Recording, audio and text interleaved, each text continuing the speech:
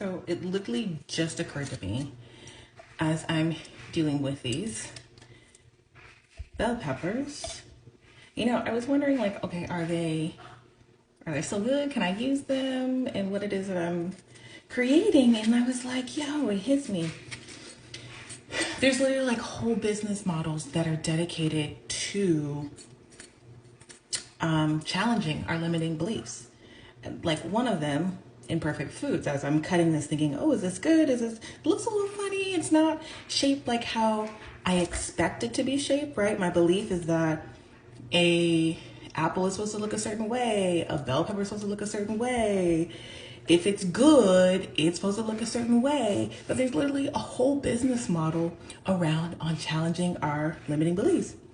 Another example of this is I think of like Airbnb, right? Before that existed, when we were thinking about traveling and going somewhere, it was always a hotel.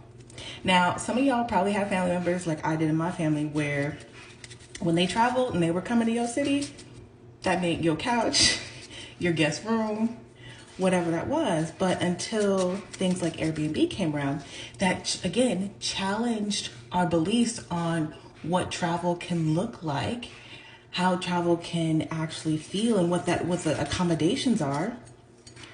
We were stuck on that. Same again, Uber, right? Until then, I remember, did anyone, oh my God, I'm literally probably traumatized by this, but I remember, I feel like I was in high school where there used to be like this transportation bus that you can call. You had to call it in advance and like book you a reservation to get transportation because my mom wasn't always available to take me places. And that thing, I'm sorry, I just came from a different era, but that thing just reminded you of the short bus. And we all know what is associated with being on the short bus. So I felt like that. And I really felt stigmatized by when I had to call it to get rides to, I would never use it to my friend's house, God no. But I would call it to maybe I need to go to the grocery store for something, sometimes being picked up. I don't think I ever used it for school because that would have been too embarrassing. But like doing little shit. I thought I was grown, so I needed to be places. So I needed a ride. And this was before I had my license.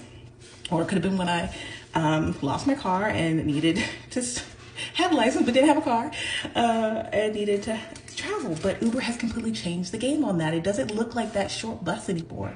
It could be a car. It could be a luxury car, right? It has made that more accessible to people who maybe you only had to have a certain amount of money or have been a certain SES to get someone to drive you around, right? That used to be a status symbol, which it still is in certain areas, but it's made it more accessible. It challenged our limiting beliefs. So if these companies can have this wild, crazy success by challenging our limiting beliefs, why are we still holding on to ours? Why do we think that we won't have success like that in our lives when we challenge our own limiting beliefs? When we get out of our own way? When we allow ourselves the ability to create in spaces and places that we didn't really know were possible. So, as this imperfect food has been a reminder to me, let it be a reminder to you that it's okay to challenge those beliefs. And it's okay to accept the scary yes and push through. Not every manifestation is going to feel like a all hell yeah and you just slide from one place to the next. Sometimes transitions are bumpy and bumpy for a reason. It's to prepare you for the level of success, prepare you for what you are about to come. And it might test you. It might be like, yo, I know you said you want this $1 million, but do you really? Like, you say it, but do you really, really mean it? We have that. So again, let this be a reminder to challenge your limiting beliefs. And when you come up against something where you might be a little scared to say yes, and totally different than when it's coming from, well, it might be different coming from a trauma response, but that's a whole nother topic. But challenge your limiting beliefs. It's okay. It's okay That's the other thing. It's okay to have that wild success. It's okay to go in places and spaces and have ideas and conversations that you've never heard of before or you've never said out loud before. Now is your chance. Now is your reminder to say it. You never know who's listening, who's ready to fund your next project, who's ready to be your next partner. Try it out and let me know.